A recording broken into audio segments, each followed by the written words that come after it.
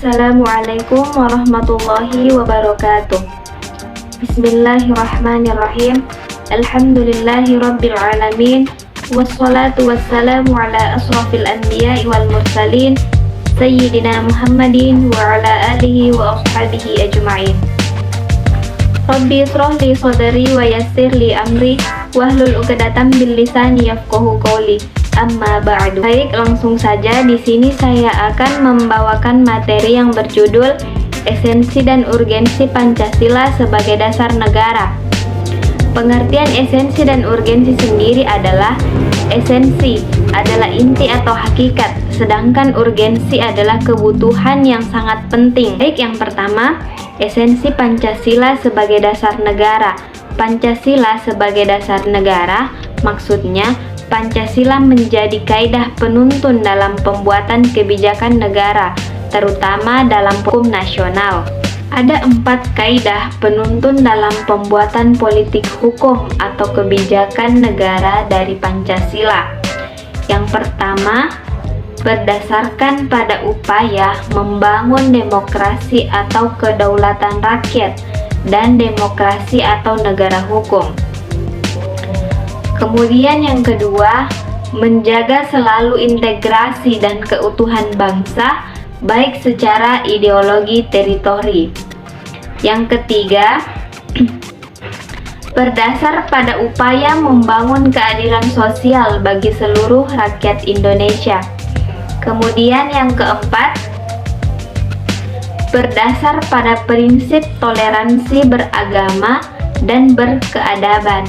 Kemudian kedudukan Pancasila sebagai dasar negara dirinci sebagai berikut. Yang pertama, Pancasila sebagai dasar negara adalah sumber dari segala sumber tertib hukum Indonesia.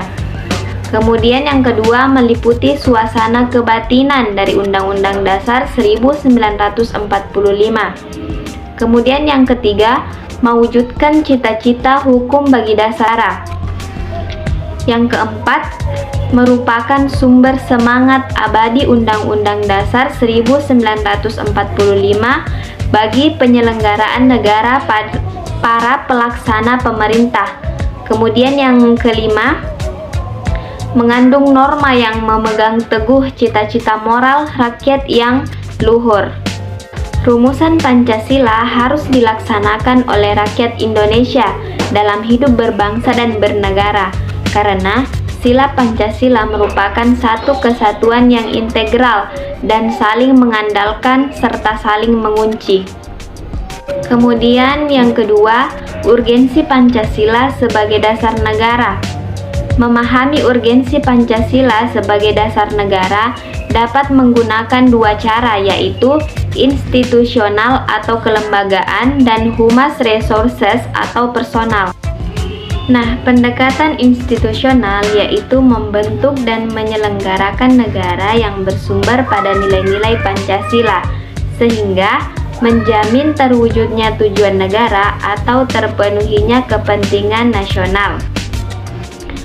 Sedangkan human resources terletak pada 2 aspek, yaitu orang-orang yang memegang jabatan dalam pemerintahan atau aparatur negara yang melaksanakan nilai-nilai Pancasila secara murni dan konsekuensi di dalam pemenuhan tugas dan tanggung jawabnya, sehingga formulasi kebijakan negara akan menghasilkan kebijakan yang mengejawantahkan kepentingan rakyat. Sekian yang dapat saya sampaikan, lebih dan kurangnya mohon dimaafkan. Wabillahi taufiq wal hidayah. Wassalamualaikum warahmatullahi wabarakatuh.